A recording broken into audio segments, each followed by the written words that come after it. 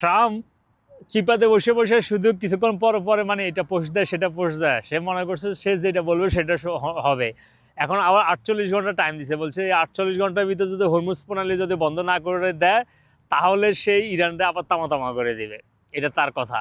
আর Iran গত 12 ঘন্টা 24 ঘন্টা অলরেডি তাদের ফাইটার জেট ফালাই দিছে, ট্রাম্পের ফাইটার জেট দুইটা প্লেন ফালাই দিছে, তারপর হরমুজ প্রণালী এখনো বন্ধ।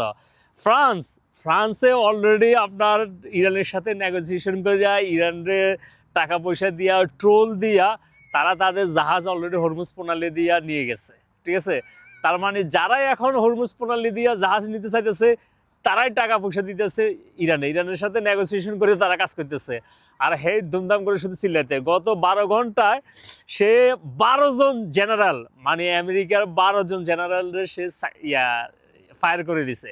জিগে কথা শোনা তুই ফায়ার তুই ফায়ার। ডোনাল্ড ট্রাম্প এখানে 48 ঘন্টা টাইম দেয় আর এখানে ইসরায়েল বড় লিস্ট লয়ে বসে আছে, মানে 48 ঘন্টা এগুলো যা সেইগুলো বলতেছে যাতে মার্কেট যাতে ক্রাশ না করে, ঠিক আছে। যে 48 ঘন্টা পরে কিছু একটা আসতেছে, অথচ হুদা মিশে কিছু আসবে না, কারণ ইসরায়েলের কাছে একটা বড় লিস্ট নিয়ে তারা আজকে সিএনএন এর সাথে কিছুক্ষণ আগে তাদের মিলিটারি স্পোকেসম্যান আপনার সিএনএন এর সাথে সাক্ষাৎকার দিচ্ছে। তারা বলছে যে তারা ইরানের ভিতরে তাদের আরো প্রায় 1000-এর উপরে লিস্ট আছে, হিট লিস্ট, যে এই হিট লিস্টগুলো অনুযায়ী তারা ওই জায়গাতে মারবে, এই জায়গাতে মারবে, এটা উড়ে দিবে, ওইটা উড়ে দিবে, এভাবে তারা হিট লিস্ট অলরেডি রেডি করে আছে।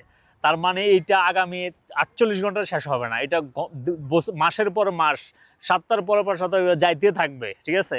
কারণ এখানে একটা বড় ধরনের আপনার ক্যাচাল লাগছে। এই ক্যাচাল যখন ইরান যখন বলবে যে আমরা ক্ষতিপূরণ পাইছি, আমরা এখন দেশ আবার নতুন করে দেশ গঠন করার জন্য আমরা যা যা টাকা পয়সা দরকার আমরা এগুলো পাইছি, এখন যুদ্ধ শেষ, তখন শুধু যুদ্ধ শেষ হবে, এর আগে কিন্তু শেষ হবে না। ইরানের কাছে এখনো ব্যালিস্টিক মিসাইল আছে।